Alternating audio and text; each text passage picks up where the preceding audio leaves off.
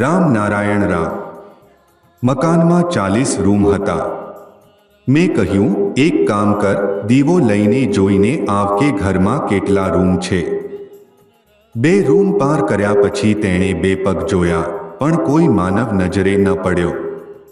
તે આવીને બોલ્યો, ગોસાઈ, એક વૃદ્ધા નવી કપડાં પહેરીને બનાવી રહી છે. તેને સમજાતું નહોતું કે તેના પગ થોડા લાંબા છે. જ્યારે સમજાયું ત્યારે કહ્યું, ગોસાઈ, હું પગથી ઘણો દૂર ઊભો હતો, પણ તેના પગ લાંબા થઈ ગયા છે. તેને ચક્કર આવવા લાગ્યા. મેં કહ્યું કે મામલો ગડબડનો છે. મામલો સરળ નથી.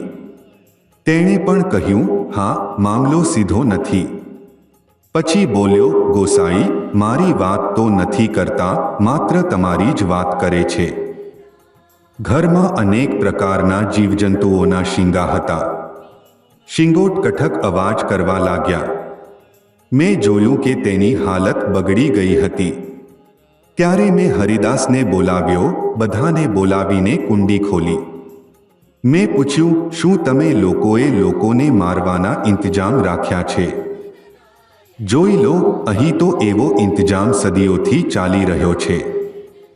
જો કે જે આવે છે તેને આ જ રૂમ અપાય છે. તમે આવ્યા તેથી તમને પણ આ જ રૂમ મળ્યો.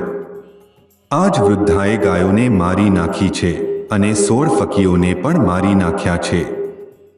આગળ પણ કંઈક બોલવા જઈ રહ્યો હતો.